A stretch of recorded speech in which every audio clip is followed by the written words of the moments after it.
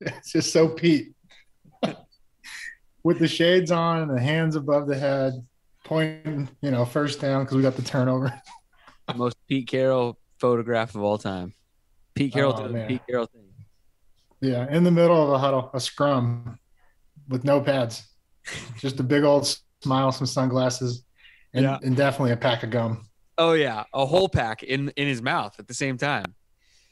Yeah. Yeah.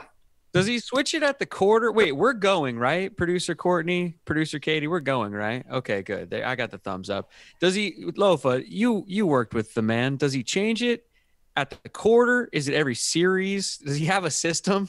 I don't even know if he changes. I think he just adds to it. It just becomes like big league chew eventually, right? It's just a big wad of gum. I seriously, no, I've never seen him like throw a piece out. I just see him like unravel and put a new stick of gum in. Oh no, he's throwing a piece out. I've seen him during the game, like something. He's throwing a piece out when we've done something he doesn't like. He'll reach in there. Oh, okay, yeah, yeah. It's like his like remember how Spurrier used to throw his visor? Like, yeah, he throws gum. He throws gum. Yeah, I mean he's got to have a gum sponsor by now, right? I would hope so. Yeah, probably. I wonder what he does rock with. Does he go with the Big League Chew? Does he go with just Bubblicious? I don't know, man. We do have an assortment right there at the equipment desk. Like there's just everything you can imagine, Trident, everything. Is it like those little? Oh, really? Okay, so it's not just those little like the chalky like regular wintergreen, spearmint, mint. Oh, wow. They got Big Red. They do have some cinnamon. So yeah, whatever you want. Dirty Mouth, clean it up. Bazooka. I think I saw some bazooka there. Oh, bazooka, yeah. I mean that'll work on the jawline now. If that's what he's going for. I mean, that and like boxers, I think, chew bazooka so they don't get their teeth knocked out. Yeah, that stuff is it's kind of hard. You can fill potholes with that. This is not what I was going to talk about in the cold open. I was going to ask about the Mariners. I was going to ask about the Kraken. Oh, man. Why are you always going sad on me, man? No. Well, not to be sad, but I mean, I was going to ask if you got wrapped up in all the Mariners stuff over the weekend, because I did, even being down here in LA, How was it for you locally? The world did, man. Yeah. I know. And it was, we just fell short. I almost feel like we go through this every couple of years. We do just enough to miss. We get all excited. And then now we're all talking about, but wait till next year. Just wait till next year. I know. And then the next year will come and we'll be way out of it by All-Star break as usual. And then we'll claw our way back in to a photo finish. You guys know I'm like the biggest Seattle sports fan ever, so understand where this is coming from. It comes with love, but as a guy who's now lived in New York and now LA, with these baseball teams, they're always good. They're perennially like at least in the mix, but they also have fans there all the time who support them and sell out like every game. I know baseball is like 162 games, but Dodger games are sold out like all the time. Game 47 is sold out, and I know that Seattle's never going to be a sellout all the time, but how about we start getting more people in there before the last 3 games of the season, and maybe these guys will have someone to play for, guys. Maybe that'll rally. Rally them. A little support all season long would be nice, Yeah. I know. Well, yeah, because you can't even blame the weather anymore now that they can open and close. They got the roof. Yeah, man. Yeah, come on. Support.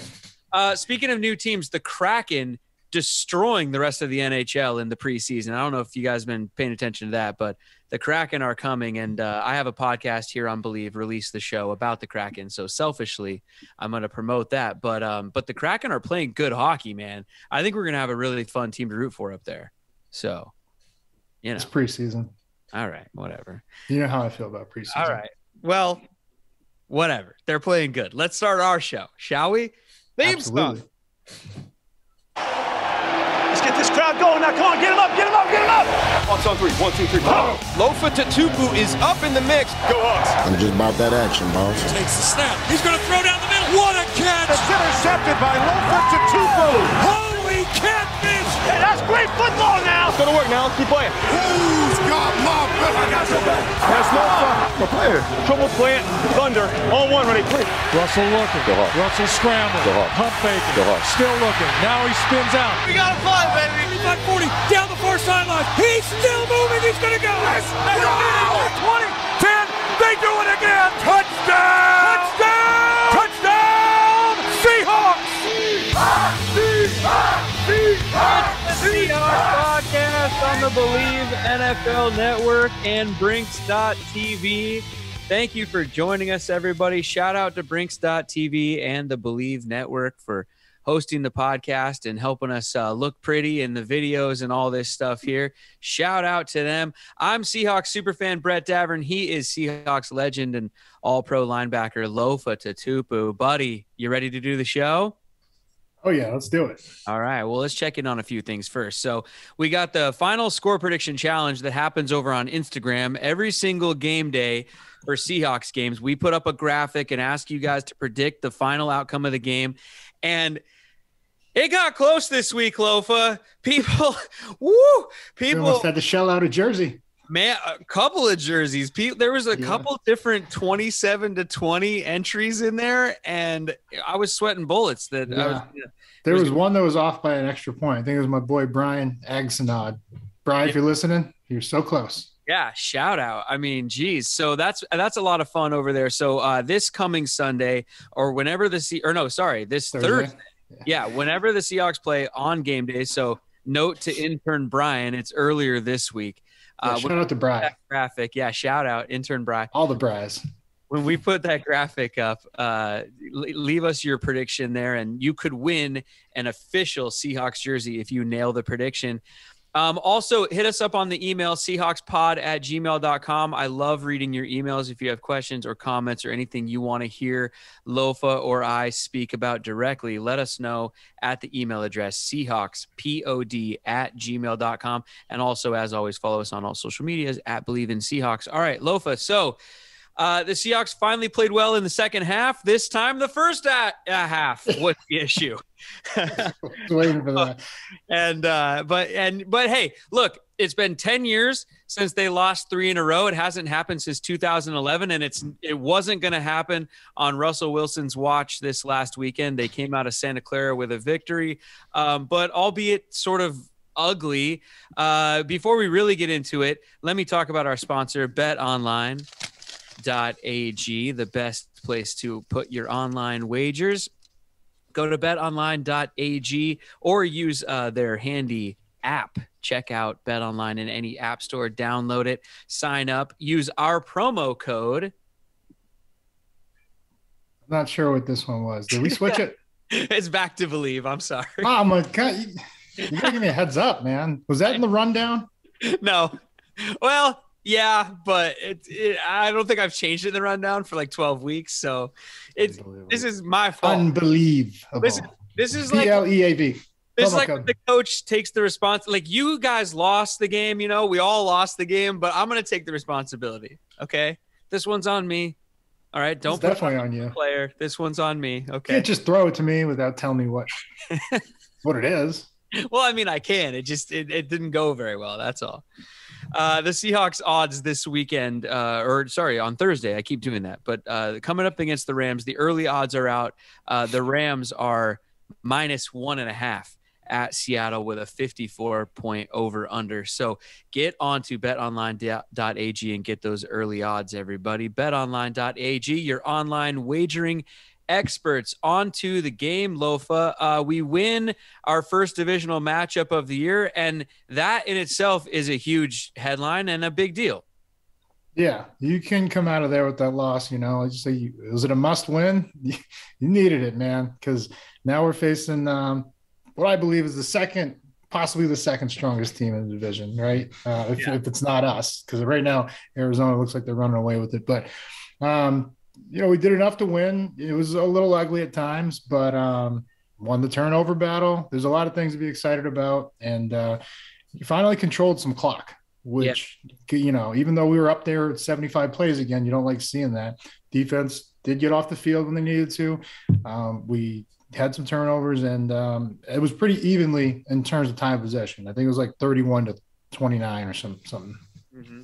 Well, so I could be tired. And we'll get into the specifics here. But for me, it's just that thing about the division, the first game in the division.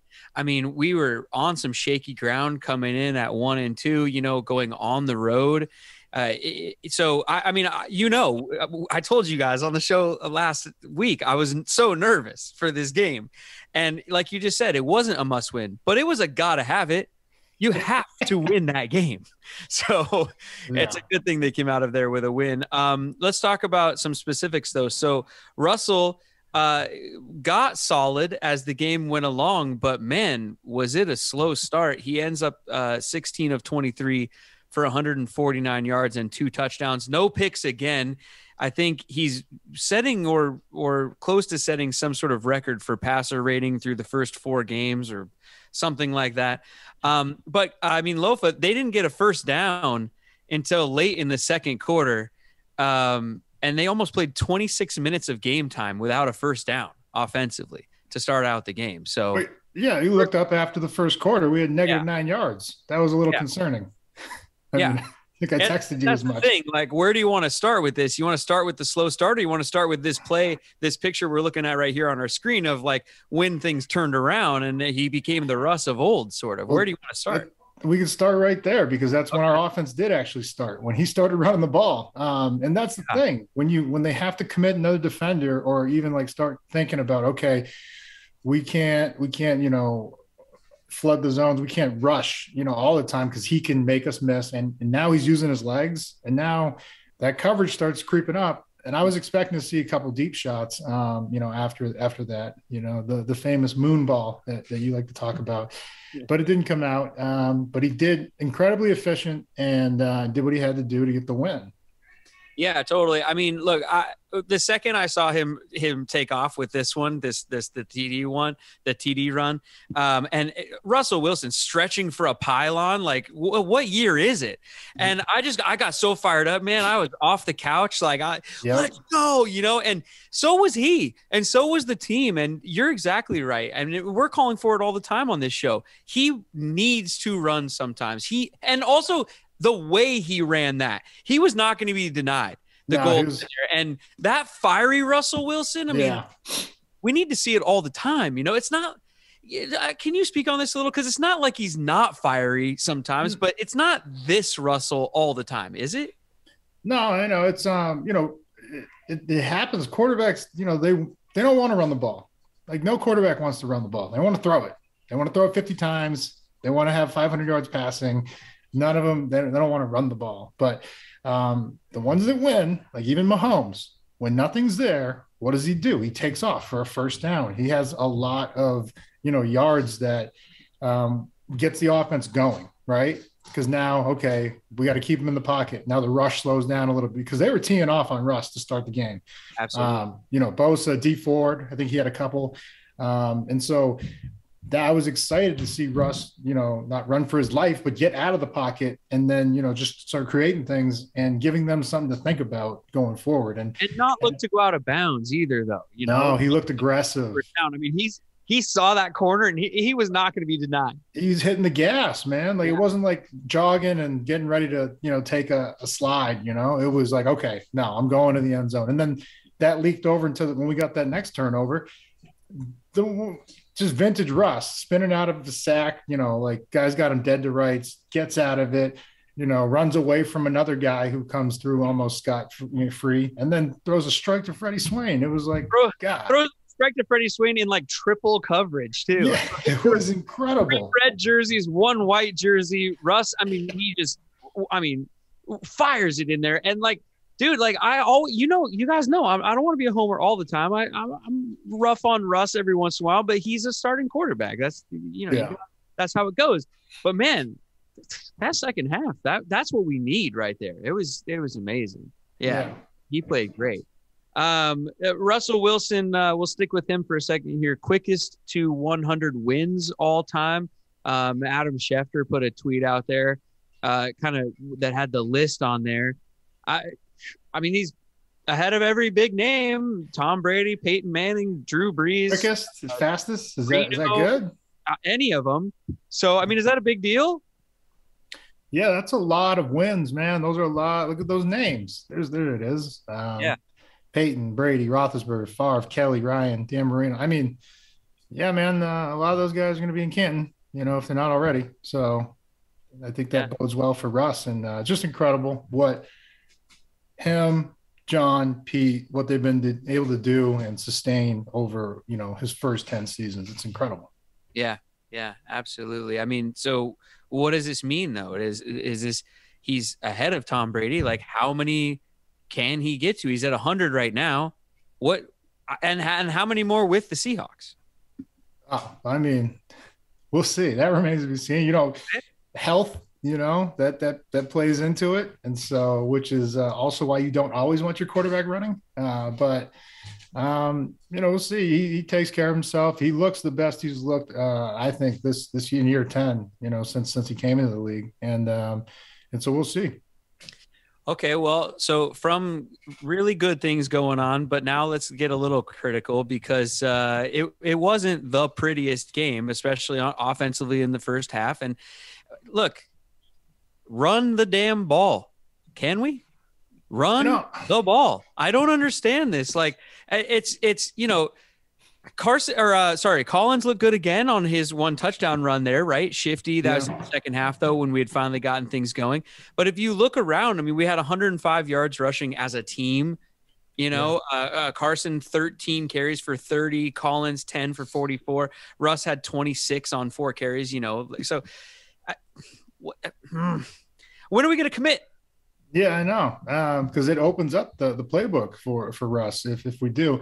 And, it wasn't – I'm just glad we had volume there, right? It wasn't the sexiest stat line when you're looking at, yards per carry and everything that compared to Carson having 7 yards a carry, 8 yards a carry last game in the first half. But it's just showing a commitment and, getting after it. And that's what we need to do. And the only thing that bothers me about the run game, the shotgun run game, is that Russ never keeps the ball. He doesn't anymore. No. Yeah. Well, so, you know how easy that is to play if you're like that. The biggest thing with the read option, going back to RG3, Cap, Russ, all the young guys in 2012, 11, 12, 13, is they were a threat to keep the ball and get outside the corner. And then, Russ used to rip off 50-yard runs. I remember his rookie year against Buffalo and, a couple of, and then off of that, guess what comes? Play action pass. And so if they're back there in shotgun, offset running back, and it's not even an option, it's just a handoff, that is the easiest play to play. And that's why we're not having a lot of success with that. But then also the styles of the 2 running backs, if we're going to go that route, that's got to be Alex Collins. He's more of the read option. He knows where to hit it.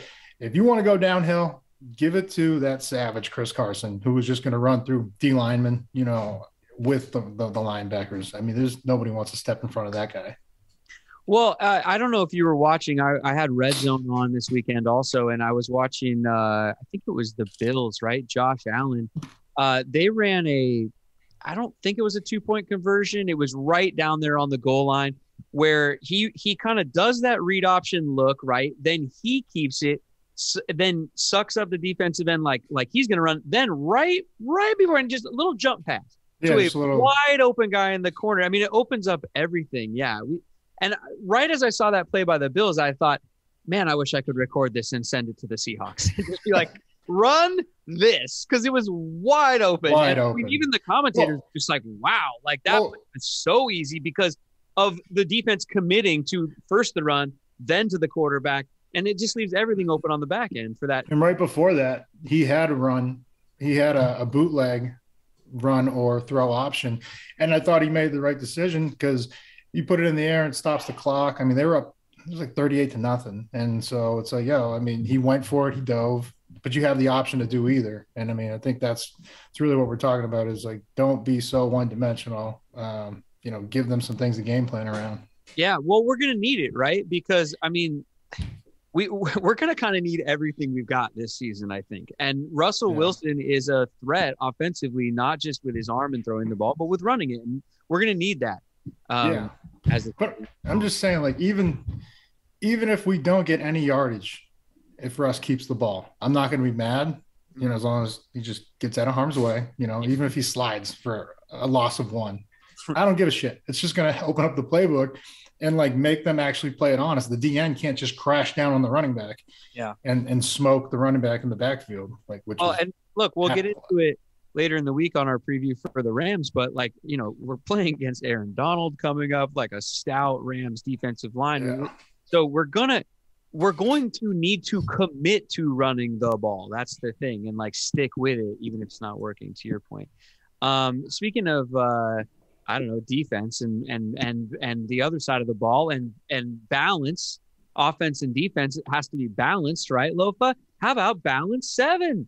Yeah, there you go. Balance7.com, everybody, our wonderful sponsor. You got to get your pH aligned, your alkaline all together. And Balance 7 is a drink that helps you do that. Go to balance7.com, use our promo code. It's the one Believe. BLEAV. For certain discounts and welcome bonuses and things like that. It also, I think you get $10 off of a 32-ounce bottle of Balance 7, which that 32-ounce bottle lasts 10 days, which is the perfect amount of time to start feeling the pH balance 7 going to work. So go to balance7.com and check them out. Lofa, the defensive side of the ball, how did the defense look? Well, Brett, I'm glad you asked. Mm-hmm. We looked okay. I mean, you don't like giving up almost 500 yards. That's not ideal. But we had the stops that we needed to make, 2 of 14. I believe they were on third down. That's huge. Big turnover, which that's what I've been asking for lately. We need some turnovers. We want to get off the field. Third downs and turnovers is how you're going to do it. So, again, like you look at the stats and you kind of like, oh man, if you didn't know the score or watch the game, you're like, man, it was probably an ugly day. But shout out to the Niners for not running the ball because Trey Sermon was averaging 5 yards, I think. Yeah, we're getting run on, man. I mean, let's talk about that. I don't even have it here in the notes, but just our run defense this year is not as stout as it's been in years past. It's a question mark for me and for a lot of fans. What about you? Yeah, and I think last year's run stats were a little skewed because everybody was having so much success in the passing game, right? They were like, why do we even try to run if we're just getting, 8-10 yards a catch? But it's looking to me like the scheme is a tough, with the stick defense where you got like pretty much 5 D linemen, the DNs, and then the nose and the 2-3 techniques. And it's not very decisive or clear for where Bobby, Jordan, Jamal need to shoot gaps. I think they're really guessing half the time because it's not clearly defined that like, hey, when you had the 4-3, when KJ was here, and even if we did have that one series, we went to 4-3, if they do run, like those lanes are, developed and which gaps you have and who you're working in tandem with. Right now, I don't see that kind of chemistry, and it's tough, Well, you called for it. You texted me. You said, "There's the 4-3." I was asking for it, and it worked. And my question to you would be like, if Pete Carroll has been Pete Carroll the whole time. I mean, he's been our coach for how long now? I mean, it's not like there's some other guy wearing a Pete Carroll mask. It's still Pete Carroll, right? And Ken Norton Jr. He's been with Pete forever.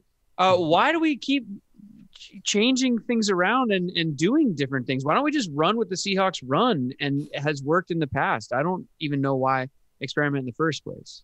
Yeah. I mean, we finished strong last year, which is why we're still in this, why we made the switch to this defense as our base package, our home defense. Like we just what we're going to run if we expect to run. And for whatever reason, I don't know if people have figured it out. I don't know if, the personnel, but I mean, we're not owning the line of scrimmage the way we did last year. And that is causing problems at the second level. Yeah. Well, speaking of the second level, we tried some new guys out in those DB positions that we here on this show, if you've been listening to this show, we've been calling for some of these guys. Sidney Jones, kind of saw, his first big game action, or a lot of game action, I mean. And then Ryan Neal, I mean, 4 tackles, a couple on third down to prevent first downs, and then a big pass breakup on third down. Ryan Neal playing great. Yeah. And I mean, this is a guy that he's been here the whole time and he's been healthy. Why haven't we seen him? I mean, the guy's just a competitor. And if you watched Pete's press conference after, he talked about some of the guys that we've had in years past. Richard Sherman, I think Cam was brought up, but Deshaun Shedd, guys that seemingly came out of nowhere and were dominant because of the way they compete. Even Doug Baldwin was thrown in there because that's the tenacity that that Ryan Neal plays with. And you can't keep a guy like that off the field. That's a lot of heart and soul, like, that you could be using out there to, I mean, he got off the guard. The guard came right up to him clean. A lot of safeties just try to run around that. He hit the guy with hat in hands, shed it, made the tackle. And I was like, and it was an aggressive, strong tackle. The third down on George Kittle. I haven't seen anybody, go man to man against him and come out successfully. So those are just like, it's just every time he goes in, he makes something happen. And so I don't know what they're going to do, but I'd like to see him get more snaps. Well, to me, he is a gamer, right? Isn't that what you used to call guys like Ryan Neal back in the day? He is a gamer. For whatever reason, maybe he doesn't show it in practice or something. I don't know why they don't just stick with him in terms of playing time more often and earlier in the season. I mean, I tell the story about Richard Sherman all the time. I went to Seahawks training camp, and you line up, you take a picture with the players after practice. And Richard was one of the players. It was like his second season, I think, or third season. And I said to him, like, I love the way you came on last year. And he looked at me dead in the eye and he goes, you ain't seen nothing yet. He was like so intense, so fiery, and not that our guys aren't or something, but I just mean like that kind of gamer mentality guy who is talking that way to some fan who's just trying to take a picture with him. We need guys like that, and Ryan Neal, I think, fits that bill. And so let's, keep him in there, Pete, right? Isn't that what you're putting in the suggestion box around him? I mean, Sid looked good. Sidney Jones looked good. Okay, talk about him. I mean, first real game action for him. He was in there challenging guys, and the one thing, I guess, if we're talking defense, just on the long play to Debo, that's Jamal's got to run with that guy. I know he's looked back like, hey, where's the corner? Corner's driving that first vertical, so when the corner drives that, if your man takes you to the flat, you got him wherever he goes. If he goes up vertical now you got to run with him. So that's, I didn't go back and rewind the play, but he probably had his eyes in the backfield. Cause you're not going to get help from the corner on that. Well, there's always, a lot of fans have questions about Jamal's coverage. It's been talked about. We talked about it last year. I mean, was that an issue there? I think he was just eyes in the backfield. And so it's not that he can't run with that guy or didn't know that he was supposed to run with that guy. It's that, why we love Jamal is because he's a heat-seeking missile. So, you not put up with some things like that because there's half the time he's out there jarring a ball loose with a big hit and like intimidating being an enforcer out there, right? That was, finally, like that was one of those plays where I was like, okay, there we go. That's now I can forget about that roughing the passer. Yeah. So, but I think what I did like, they left him in the deep middle a couple times, and he looked great back there, instinctive. And the closer he gets to the ball, the better he is. But I mean, I think the switch up is ultimately what led to the Diggs interception. Okay. Well, sorry, go ahead. Well, I told you, I was like, I don't know why we don't bring Diggs into the box because he's a very instinctive, coverage guy. So he gets in the hook. He's a lot like Cam, like in terms of how they read the zones and route recognition. And that's why, like, we left Earl, back. It wasn't because of the size. Earl could go sideline to sideline, and Cam could too. But if you're going to ask Cam at 220 pounds to do that over and over and over, it's a lot. And he showed, an exceptional ability to make plays on the ball from the hook. And so what Diggs did right there was just Cam Chancellor-esque, walk down real slow, so the quarterback doesn't even see him, and he was just reading eyes. The quarterback looked left, and he broke, to his right, quarterback's left, and just broke on it beautifully. Well, so you would say after this game that you are fill in the blank about the Seahawks defense. You're encouraged. Do you think this is a step in the right direction?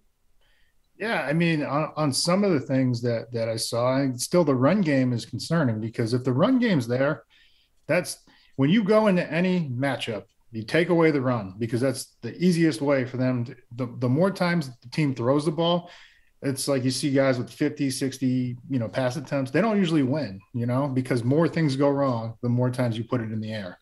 So if you can control the ground game, then you're good. So you want to stop the run and you want to eliminate the big play. After that, you need turnovers. And so we did not completely shut down the run. They just stopped running it because they did fall behind with late in the game.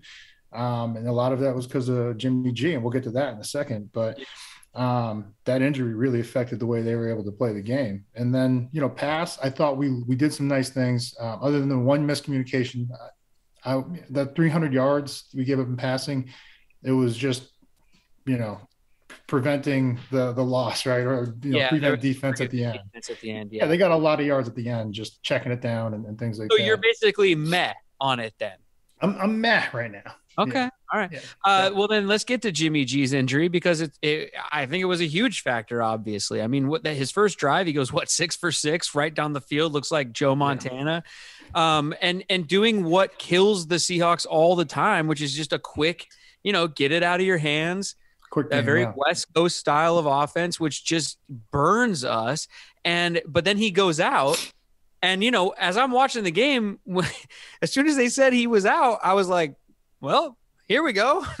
So you're saying there's a chance, because, man, with him in there, it didn't look great for us. And, of course, our offense kicks in the second half and all that kind of stuff. So, there was more than just him going out. But how big a factor was it, him going out for you?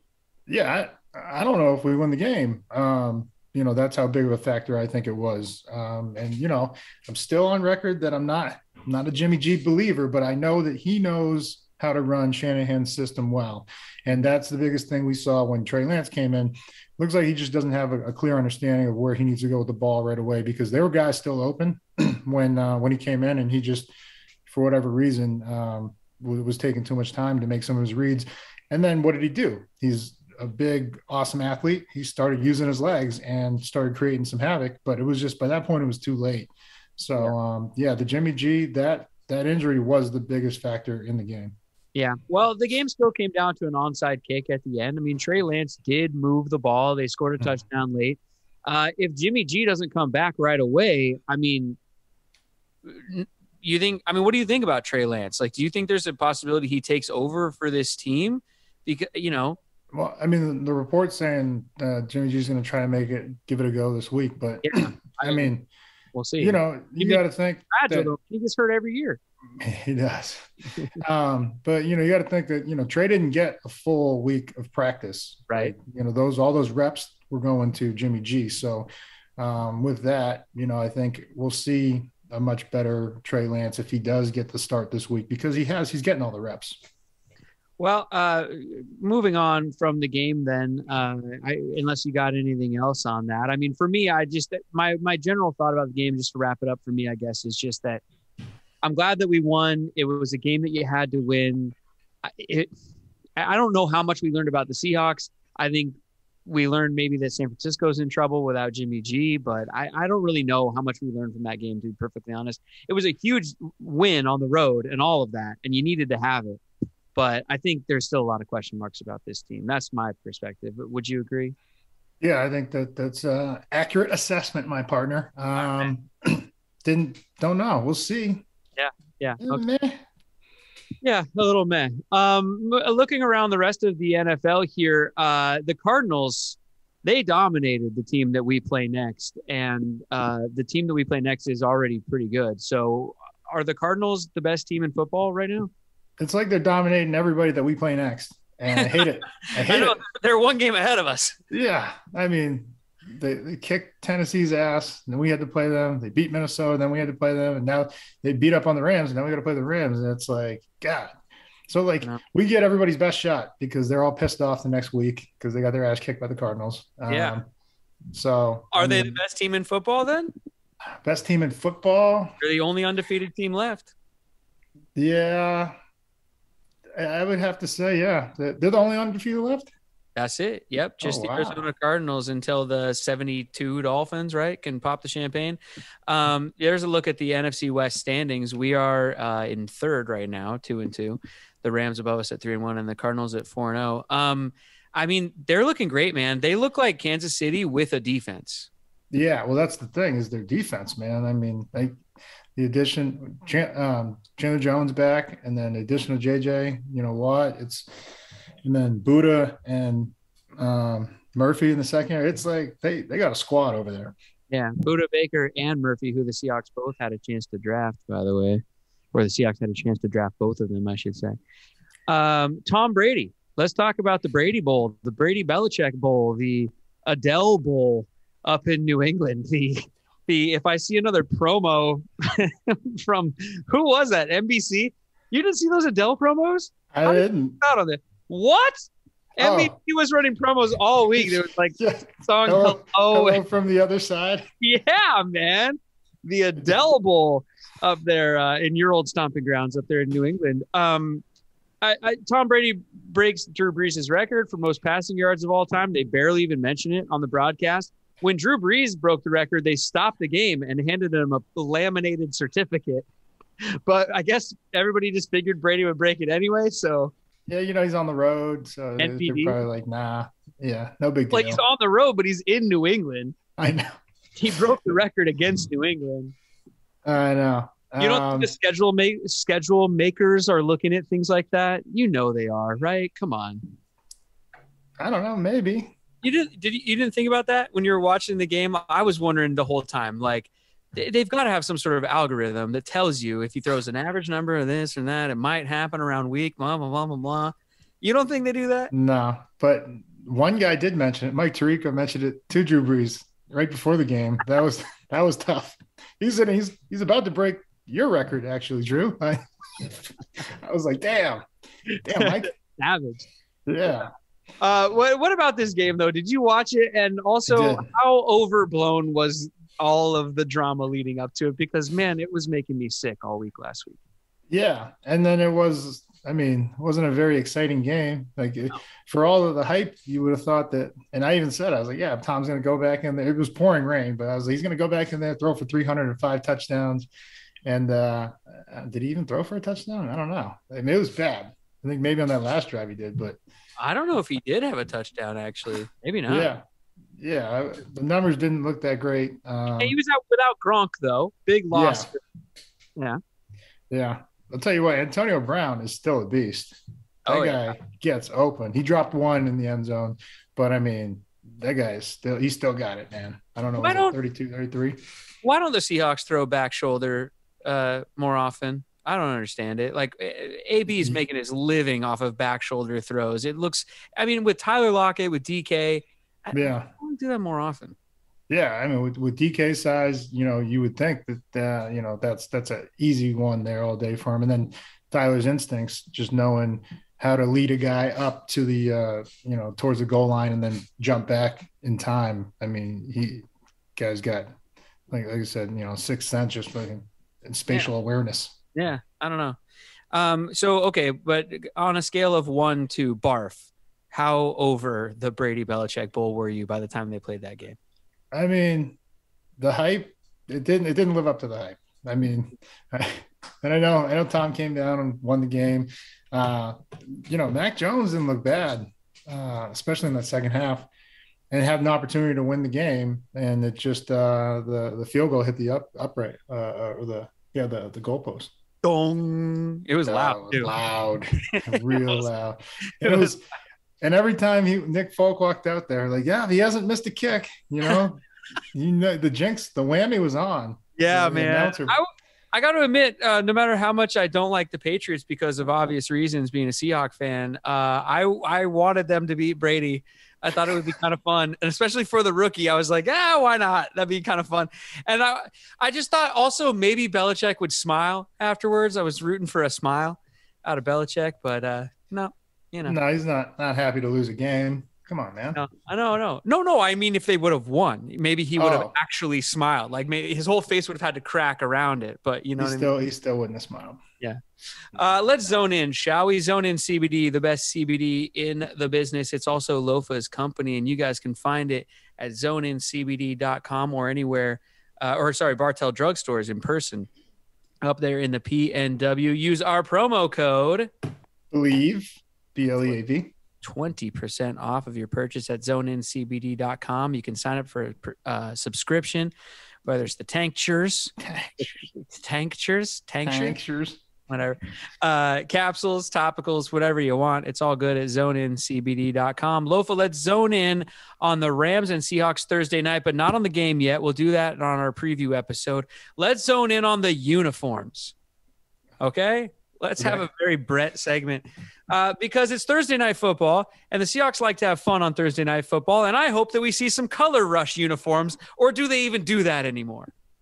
Yeah, what's the action green? Is that what it's called? Yeah, Thursday night football's been boring so far this season. It's just sort of like the regular uniforms. I don't know. What happened to the color rush? I demand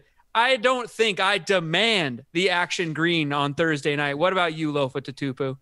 Yeah, man. I'm down for action green, especially at home. Yeah. Have you ever told the story of the action green on the show? Right? Isn't there some sort of story about the action green and you guys? Oh, yeah. So, we started that gangster shit. Yeah. See, own it. Tell me about it. Deon Grant, Deon Branch, Jimmy Williams, OG Jimmy Williams. We had highlighters and paint pens, like coloring our swooshes Nike, man. Send me some free shoes or some gear, bro. Like I gave you action green when you didn't have it. There you go. See, so I gotta give it up to Jimmy Williams, Deon Branch, and Deon Grant. They were the pioneers of that. Well, thank you guys for it because, look at these pictures, by the way. These uniforms are the greatest. And also, I actually do love them, but I also love how much they piss off the rest of the NFL. It's actually one of the reasons I like them the most. So I think we should wear them, right? And I think the Rams should go full yellow. They should be full yellow, and we should be full action green.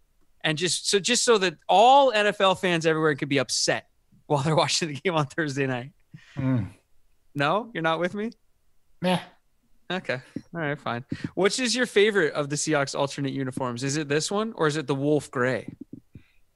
Wolf Gray is pretty clean too. I mean, it's just cool that they have these, uniforms these days. Like back then we just had the one. Yeah.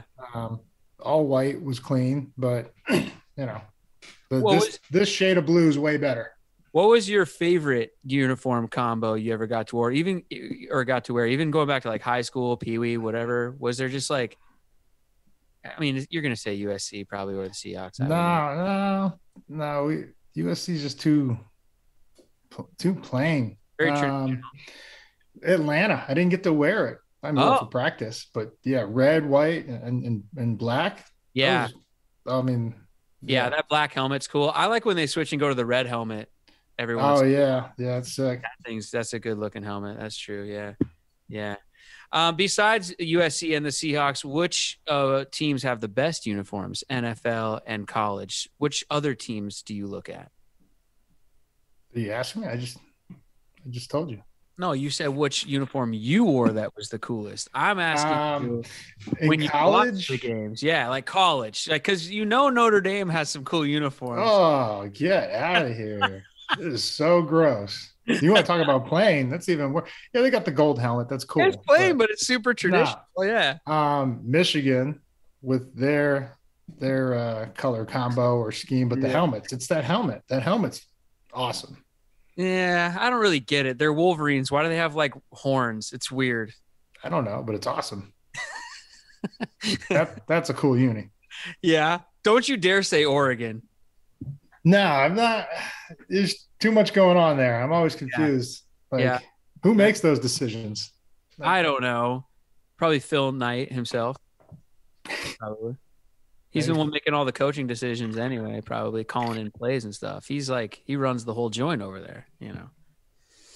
Yeah. All right. So that's it? You don't really have an answer for me? Fine. I'll move on. I'll wrap up the show. What? I just told you. Michigan. What? That's your choice? Michigan? I'm not mad. What the hell are you talking about, Brett Davern? Break us down. Break us down. All right, let's wrap the show. That's a wrap, everybody, on the show. Thanks for listening this week. The email is seahawkspod@gmail.com. Let us know which uniforms you like the best. How about that?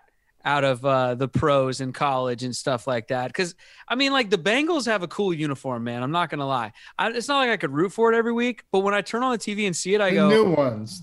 Cool looking. Yeah, or just the helmet in general. It's just cool. You know, yeah. I don't know. You guys let us know. Also, follow us on any social medias at Believe in Seahawks. Lofa, break us down. Denver's all blue was pretty dope, too, back in the day. What, the powder blue? From Madden. No, not powder blue. Oh, the all navy, the Terrell Davis. Oh, yeah. That was all right. Hands in the air. About that action, boss. Action green. All right. Action green on 3. You want it, you're getting it. 1, 2, 3. Action green.